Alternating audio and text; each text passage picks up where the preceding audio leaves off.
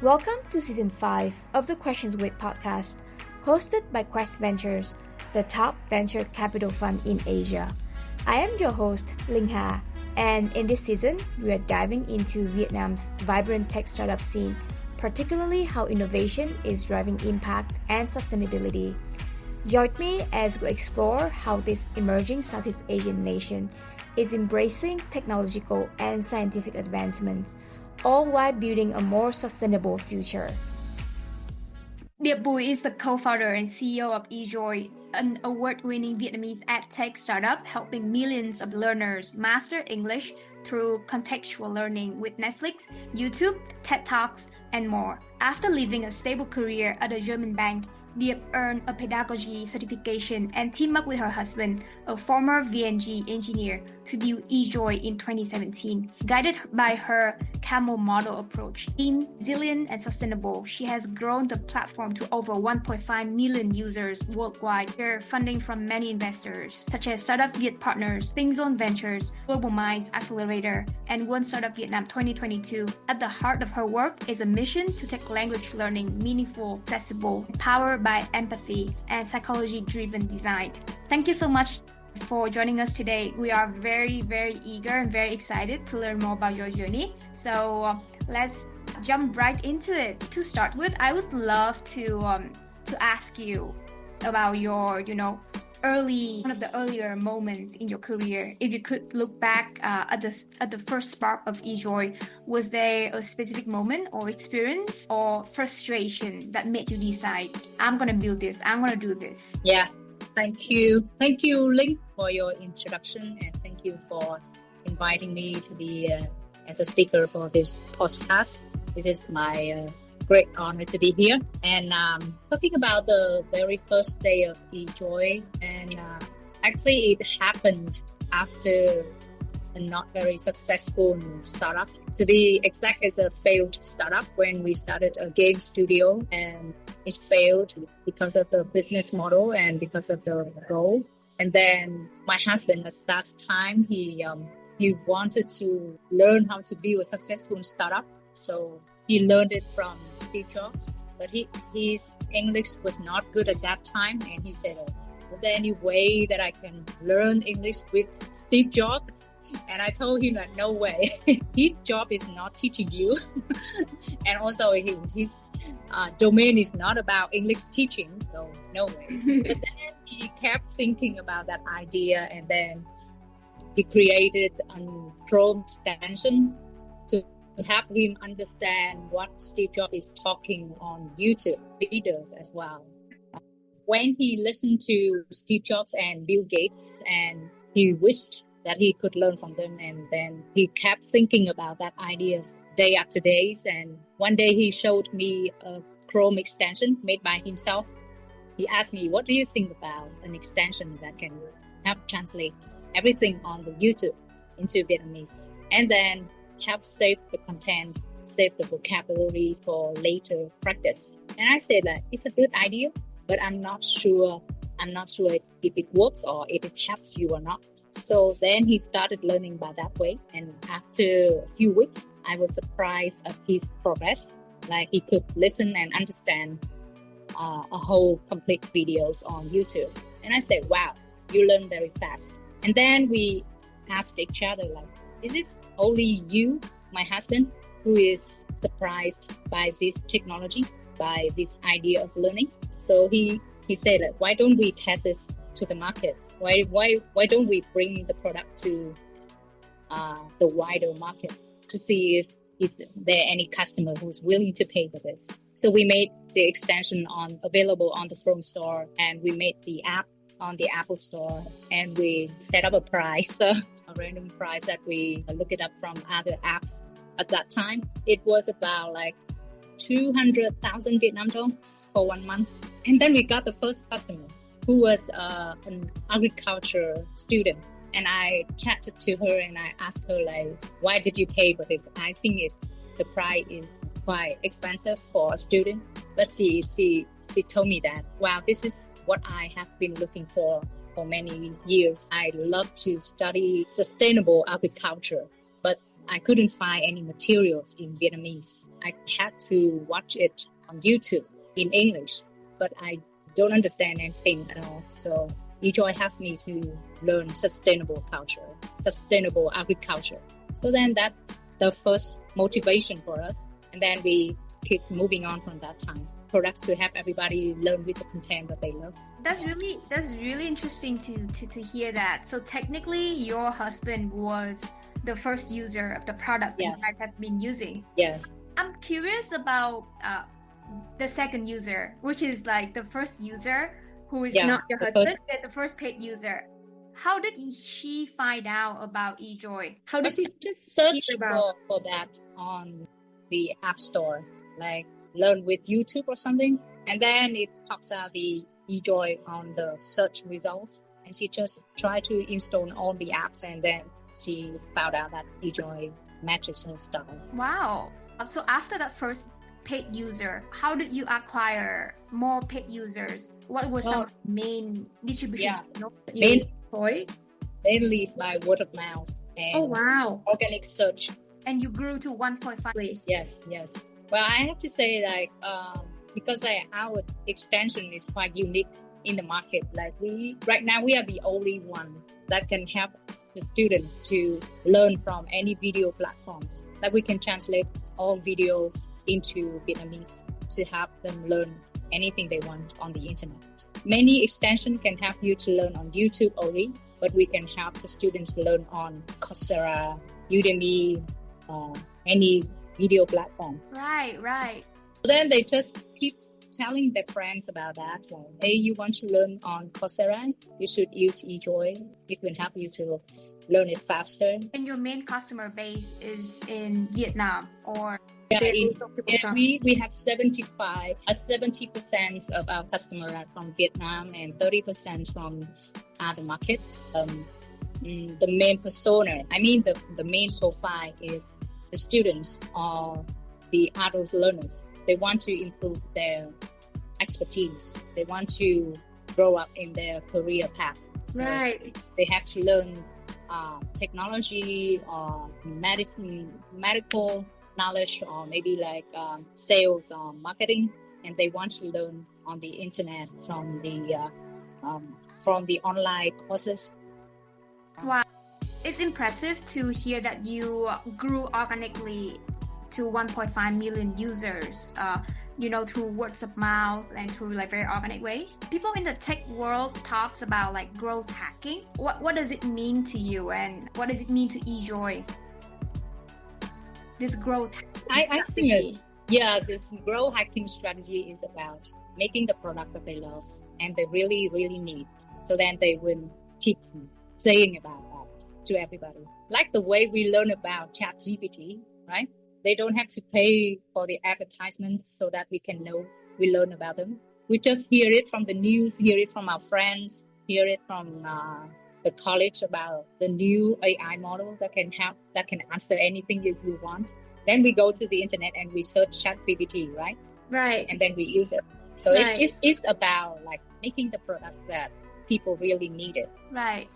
So from your perspective, how has, technology and specifically AI fundamentally changed the process of learning itself compared to when you started back in 2017, right? So in the past, when we create a tool like Ejoy, we think of making a learning tool, like an equipment. But when the AI has come and everything, then the technology is not about making tool only. It's about building a personalized tutor or a personalized companion to the learners, for the learners to learn way much better and more effectively. So that is the big shift in making technology, or in making technical products or digital products. That is the first one. Like the AI is not about like asking an answer. Now AI can do reasoning. So they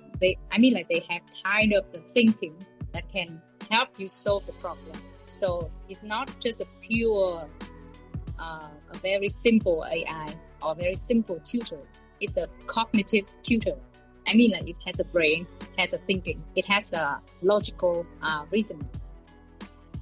And also AI can help us to build the level of personalization at scale. What I mean at scale is like, for example, I can be a teacher and I can design a personalized English course, but I can only teach like 10 or maybe like 100 students. But AI can do it for thousands or millions users at the same time.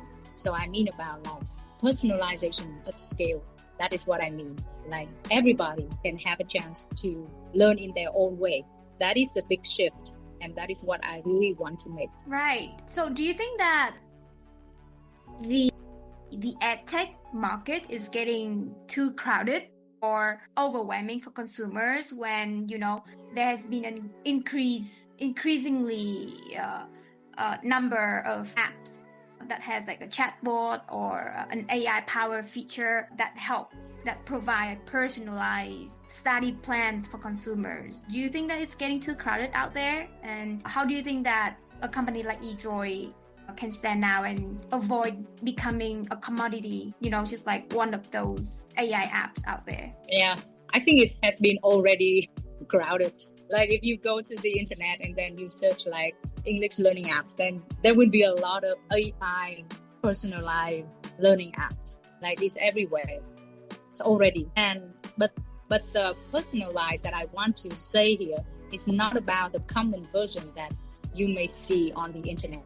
What is the common version? The common version of personalized is like they have the fixed curriculum and they have the fixed learning plan and you follow the plan. And if you get an incorrect answer, there would be a personalized explanation to you. So that is the definition of personalized that you can see a lot nowadays.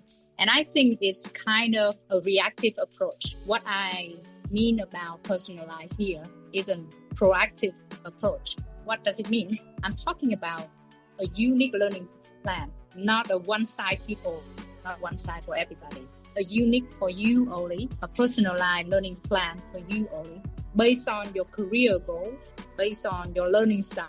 Let me give you a concrete example.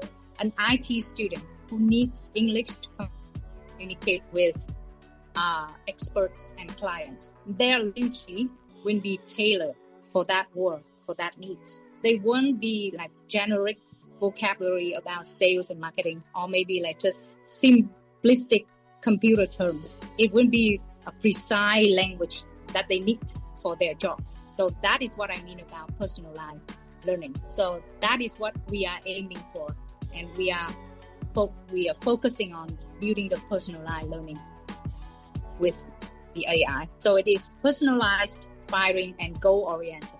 It must be combined, all of those, to be a truly personalized learning. And in order to build that type of solution, we will need a deep integration of pedagogy, learning science, technology, and behavioral psychology into our experience designs. Yeah, so I remember I talked to some tech companies run by technology students, and they told me that they are making a personalized learning apps, but that is just like a fixed learning plan for everybody, and then just personalized explanation if they got incorrect answer. So I told them that that's just a reactive approach. It's just the past. I mean, like everybody has already done that kind of personalization. We need to move on to the higher level of personalization. Could you share more about some of the pedagogies that you are deploying in building Ejoy, and maybe like share a little bit more about that higher level of personalization in the way that you're building Ejoy to make it suitable for everyone, but not a one-size-fits-all? Yeah. So I can tell you again about the example of an IT student. And I have to say that we are still working on that solution, not a finished one yet. But right now we are consulting our users to follow their unique learning paths. For example, an IT student, he has to be fluent in English communication for his job. Like his job could be like an IT guy who talks to experts and talk to customers about technology terms, right? So he has to follow a learning path that includes the content about the technology he's learning and about the situation when he has to deal with the customers. He has to practice a lot of conversations like that. So we provide him that kind of activities to practice. For example, he can go to the Coursera to learn Coursera, and then he can save the vocabulary relating to technology. And then he can practice the vocabulary on Ejoy. And then from that vocabulary, we can create a role play or a conversation with AI to help him practice that kind of conversation with customer or with experts. So then he keep using the vocabulary in real life conversation. So that is part of the learning journey that we are consulting our students to follow. But in the near future, like next year, we are making the personalized learning, which is more intuitive. So then the student can get the learning plan designed for them only. So looking 5 years into the future, what is one aspect of education that you believe AI will have completely transformed by then? Personalization. Still personalization. Yeah, personalized learning. That is personal. What I talked to you about the high level of personalization has not happened yet. This has not happened yet. What we see right now is just like a reactive approach that I told you early on. Right. But the truly personalization has not happened yet. We haven't seen it yet. So that is what I expect to be happen in 5 years' time. How do you plan to bring Ejoy to like 100 million people out there in Vietnam? Yeah. So asking about like how to make it available to 100 million Vietnamese citizens, right? It's not easy. It's another challenge. It's another unsolved challenge. It's about education for everybody. It's about the business model that can serve everybody. You may have learned about Duolingo, right? And you know that Duolingo, everybody can learn on Duolingo, right? Without paying anything. Everybody can learn on that. That is what the business model. The business model that Duo is running, education for everybody, that you cannot communicate fluently if you only study with Duo. Duolingo is just for beginner level. It will not help you reach to the fluent level. Yeah. So in order to make the personalized solution for everybody to become fluent in language communication, that is a very big challenge. And your question for me is, how can I make that? So I have to be honest about the business model of education for all. I'm still thinking about that. But about the personalized learning, I'm working on that. Yeah.